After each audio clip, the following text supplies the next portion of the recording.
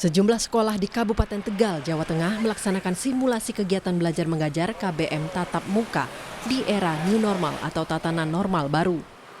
Dalam simulasi, para siswa, guru, juga karyawan sekolah wajib menjalankan protokol kesehatan sejak tiba di sekolah, saat di kelas, hingga pulang. Simulasi bersekolah di tatanan normal baru juga dilakukan SMK Kesehatan Mandala Bakti, Solo, Jawa Tengah. Dengan simulasi ini, sekolah bisa menyesuaikan dengan protokol kesehatan yang ditentukan oleh pemerintah. Karena SMK sebagai sekolah kejuruan cukup kesulitan dengan sistem pembelajaran daring. Sebenarnya SMK Kesehatan Mandala Bakti sudah sangat siap dengan keadaan seperti ini, karena kami juga notabene orang kesehatan harus paham di sana. Insya Allah nanti di tahun ajaran baru tetap kami persiapkan untuk siswa-siswa kami dalam fasilitasi untuk persiapan praktikum, karena terus terang aja SMK itu sudah harus kita push untuk skillnya. Mengawali tahun ajaran baru, pemerintah melalui Kementerian Pendidikan dan Kebudayaan mengumumkan rencana pembukaan sekolah secara terbatas. Menteri Pendidikan dan Kebudayaan Nadiem Makarim menyatakan hanya sekolah di wilayah zona hijau yang dapat dibuka mulai bulan Juli nanti. Jika penularan corona di zona hijau itu meningkat, metode belajar tatap muka di sekolah kembali ditiadakan. Pada saat zona hijau itu, kalau zona hijau itu berubah menjadi kuning, berarti ulang lagi dari awal, dibubarkan lagi, dan semua belajar dari rumah lagi.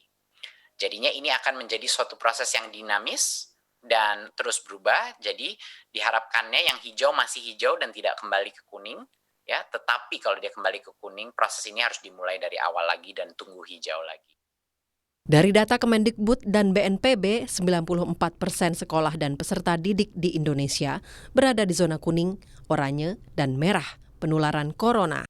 Sebarannya berada di 429 kabupaten kota. Selebihnya berada di zona hijau yang tersebar di 85 kabupaten kota atau hanya 6% dari total peserta didik. 3 syarat ketat pembukaan sekolah diberlakukan pemerintah di zona hijau, antara lain izin pemerintah daerah, pemenuhan protokol kesehatan standar COVID-19, dan persetujuan orang tua. Pembukaan akan dimulai bertahap dari level SMP hingga SMA.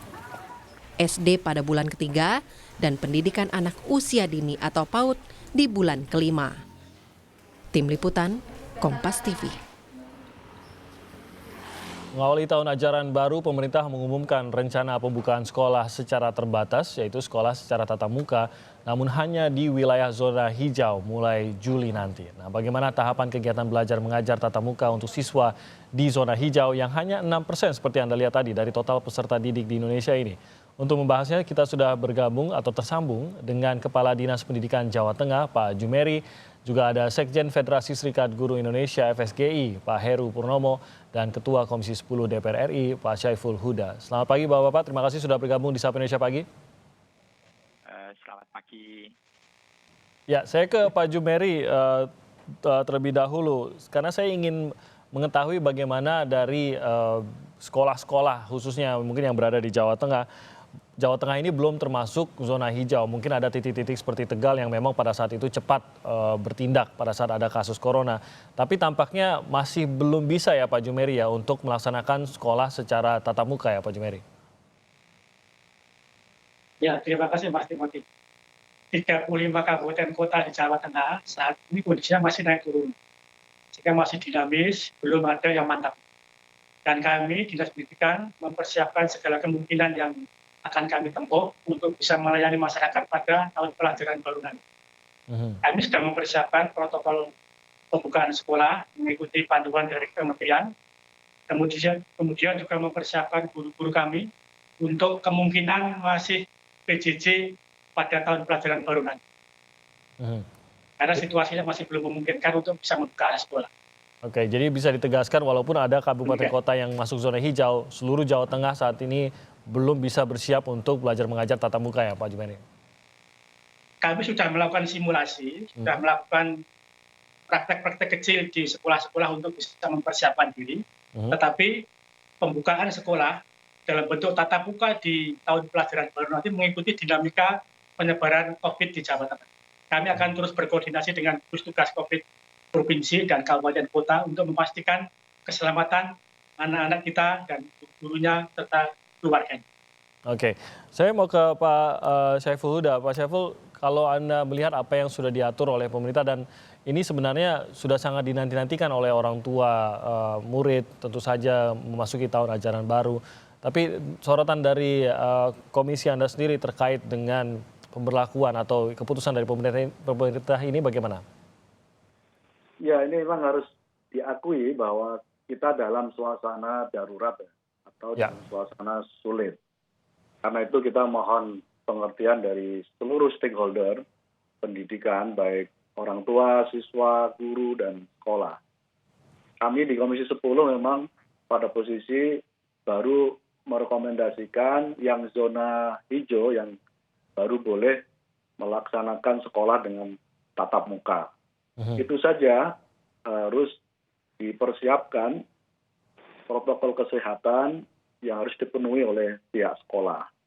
Memang faktanya di beberapa sekolah, termasuk yang zona hijau 92 kabupaten kota, seluruh Indonesia dan itu di luar Jawa semua, faktanya nanti Pak Heru bisa menjelaskan hasil surveinya sekolah-sekolah belum siap untuk melaksanakan protokol kesehatan karena keterbatasan dana untuk mengadakan alat-alat kesehatan. Nah, pada posisi ini kami mendorong Kemendikbud untuk langsung intervensi, berkoordinasi dengan pemerintah daerah melalui dinas-dinas, baik dinas provinsi maupun kabupaten kota. Oke, kalau untuk 6% ini sendiri, Pak Syaiful, apakah memang menurut Anda atau menurut dari Komisi 10 bahwa meskipun hanya 6%, maka 6% ini juga sudah memang sebaiknya langsung melaksanakan tatap muka dalam belajar mengajar mereka, atau memang dari 6% ini pun apakah sebaiknya untuk mengurangi resiko, toh juga ada beberapa syarat yang harus dipenuhi juga begitu. Sekalian saja tunggu benar-benar aman begitu. Iya, memang ada wacana itu. Kalau memang hanya 92%, 92 kabupaten kota, kenapa tidak? Karena misalnya ketidaksiapan lebih bagus secara nasional keseluruhan ditunda saja semua. Memang kalau mempertimbangkan itu betul, Mas. Tapi secara psikologis kita juga harus mempertimbangkan suasana anak-anak, suasana kebatinan anak-anak. Saya tadinya berharap memang harus tetap jalan, walaupun protokol harus tetap dilaksanakan. Yeah. Dengan mempertimbangkan psikologis anak yang memang sudah waktunya mereka untuk sekolah sebenarnya. Sudah 3 bulan ini mereka sudah mengalami suasana psikologis di sekolah yang sudah bosan. Yeah. Dan terhambatlah pendidikannya begitu ya. Betul. Kalau melihat pertimbangan itu iya ya, tapi sekali lagi soal kesehatan dan keselamatan siswa, guru, dan sivitas sekolah yang lain saya kira menjadi pertimbangan utama. Oke. Ke Pak Heru dari Federasi Serikat Guru Indonesia. Tadi menarik bagaimana Pak Syaiful tadi mengungkit mengenai survei yang sudah dilakukan. Mungkin Anda boleh menceritakan bagaimana sebenarnya dari hasil survei tersebut bisa menggambarkan apakah kita ini sudah siap, sekolah-sekolah kita ini sudah siap atau belum untuk kembali lagi melanjutkan belajar mengajar yang tatap muka ini. Oke, terima kasih. Selamat pagi. Assalamualaikum warahmatullahi wabarakatuh. Waalaikumsalam. Pak Syaiful Huda, Ketua Komisi 10 yang berbahagia, sebagai narasumber dan pemirsa yang lainnya, perlu kami sampaikan kemarin kami saat rilis hasil survei FSGI tentang kesiapan new normal, kami pun juga mengundang beliau. Beliau juga memberikan tanggapan, tetapi di dalam hasil survei itu memang kami persiapkan untuk memberikan masukan seperti Pak Syaiful Huda tadi memberikan atas nama DPR RI memberikan masukan kepada Kemendikbud atau pemerintah. Kami pun Federasi Serikat Guru di dalam survei ini juga memberikan masukan kepada pemerintah. Survei kami yang kami lakukan pada tanggal 6, 7, 8 Juni yang lalu kami lakukan untuk cross check di lapangan. Cross check di lapangan di sini kami secara mendetail untuk melihat bagaimana sih kesiapan sekolah-sekolah ketika nanti pembelajaran tatap muka atau PTM itu dilaksanakan. Setelah kami cross check, ada cukup banyak kuesioner atau pertanyaan, di antaranya persiapan pokok apa yang harus dilakukan atau dipersiapkan oleh sekolah untuk pembelajaran tatap muka atau PTM itu.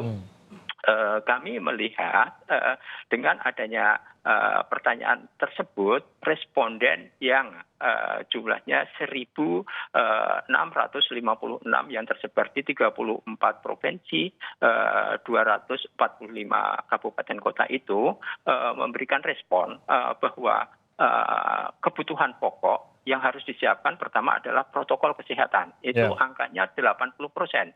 Nah, kemudian protokol kesehatan itu perlu disosialisasikan kepada orang tua peserta didik. Itu angkanya 79,2%. Nah, selanjutnya kami menanyakan berikutnya. Kendala apa yang paling berat yang disiapkan ketika pembelajaran tatap muka ini harus dilaksanakan? Di sini angkanya cukup tinggi. Kesiapan sarana prasarana sekolah itu dianggap kesiapan sarana prasarana sekolah yang sesuai dengan protokol kesehatan itu dianggap sangat berat. Angkanya 53,4%. Nah, selanjutnya yang terkait mengenai kendala yang berat juga adanya protokol kesehatan dalam pembelajaran tatap muka, yaitu 49,2%. Nah, selanjutnya yang ketiga, persiapan yang cukup memberatkan apa? Dalam hal ini adalah anggaran. Jadi kesiapan anggaran angkanya 47%, itu sangat berat. Nah, survei ini kami lakukan, respondennya adalah guru dan kepala sekolah. Jadi ini menunjukkan apa yang ada di lapangan bahwa baik protokol kesehatan, anggaran, dan sekitarnya untuk menunjang pembelajaran tatap muka, walaupun seperti yang disampaikan oleh Pak Menteri, angkanya itu 60% seperti yang disampaikan oleh Pak Saiful Huda sebagai Ketua Komisi 10 tadi, di 92 kabupaten kota. Nah, jadi artinya bahwa sekolah-sekolah yang ada di zona hijau pun kalau melihat kendala seperti ini kelihatannya belum mempunyai persiapan untuk bisa pembelajaran tatap muka. Karena apa? Ketika ditanya anggarannya dari mana? Apa yang harus kami lakukan? Nah, kemarin begini Mas, ketika kami menyampaikan ini, selain beliau sebagai penanggap hasil survei kami juga meminta kepada salah satu kepala sekolah SMA swasta yang ternama di Jakarta. Satu sisi penanggapnya adalah wakil kepala sekolah SMA negeri ada di Nusa Tenggara Barat sana. Nah, yang dari swasta ini cukup sangat memberikan satu penyampaian begini. Kami agak merasa keberatan untuk membuka pembelajaran tatap muka. Karena apa? Yang harus kami persiapkan, satu, kami harus screening kesehatan. Siapa yang harus screening kesehatan? Satu, untuk memastikan bahwa sekolah kami aman. Satu, guru dan karyawan harus kami screening. Kemudian siswa harus kami screening. Nah, biaya ini dari mana? Nah, selanjutnya kami harus beli sarana yang terkait dengan protokol kesehatan. Seperti thermoscan, kemudian harus menyiapkan tentang masker. Setiap hari siswa harus ganti masker. Nah, bagaimana jumlahnya? Oke, sementara itu. Oke, baik. Saya mau tanya kepada Pak Jumeri, tadi mungkin ini hal yang sama yang didapat dari sekolah-sekolah juga yang berbicara kepada Anda, Pak Jumeri, bahwa yang utamanya terutama pemenuhan sarana dan protokol. Nah, protokolnya ini sendiri apakah juga dari dinas pendidikan di sana sudah bisa membantukah untuk sekolah-sekolah yang mungkin sudah mulailah mencoba untuk merencanakan bagaimana proses belajar mengajar di mereka akan berlanjut? Gini Pak, jadi kondisi keuangan sekolah itu banyak disparitas. Jadi ada sekolah-sekolah seperti di Jawa Tengah itu, untuk sekolah-sekolah SLB, SMA, SMK itu sudah ada dana dari pemerintah provinsi, di samping mendampingi BOS. Sehingga ini ada ruang fiskal bagi sekolah untuk bisa membiayai pembelian peralatan kesehatan, mengatur mekanisme kesehatan di sekolah dan sebagainya. Tetapi ada juga sekolah-sekolah yang secara finansial mengalami kesulitan. Inilah yang mungkin disparitas di pendidikan kita. Nah, permasalahan ini memang tidak mudah. Di satu sisi untuk sekolah-sekolah swasta itu, kalau tidak masuk muridnya, maka dia tidak dapat iuran masuk. Iuran tidak masuk. Tetapi ketika dibuka, tatap muka, dia kesulitan pada penyediaan alat kesehatan. Nah, inilah kita penting bagi masyarakat untuk kolaborasi antara orang tua, masyarakat, dan pihak sekolah serta pemerintah untuk bisa bergotong royong nyengkuyung ini, memikul bersama beban pendidikan ini. Jadi orang tua juga harus menyediakan masker tadi, kemudian protokol kesehatan dari rumah, kebersihan pakaian, nanti pihak pemerintah dan sekolah menyediakan sarana di sekolahnya, kemudian masyarakat mengkondisikan situasi lingkungannya, termasuk sarana transportasi ini, yang mungkin masih bermasalah. Mungkin yang kondisi siswa dikendalikan bisa, sekolah bisa kita handle, tapi sarana transportasi, anak-anak mengakses transportasi umum, yang kita tidak tahu jati dirinya, kondisinya seperti apa. Ini kondisi kita ya. Oke, baik. Saya nanti mau ke Pak Saiful Huda bertanya mengenai hal ini, bagaimana agar bisa, karena kita harus mengutamakan keselamatan terutama dari anak-anak kita, tapi di sisi lain ini sudah terlihat masalah yang utama tentu saja adalah pemenuhan kebutuhan sarana, fasilitas maupun protokol dan anggaran tentu saja ini yang paling memberatkan. Apalagi kalau kita lihat jumlah sekolah kita, siapa yang akan bisa memenuhi hal ini, baik swasta maupun negeri tentu saja harus memenuhi segalanya. Oke, tapi kita akan jeda sebentar Pak Saiful, nanti saya akan langsung kepada Anda untuk bertanya mengenai hal tersebut. Kita akan jeda dan kami akan segera kembali. Tetap di Sapa Indonesia Pagi.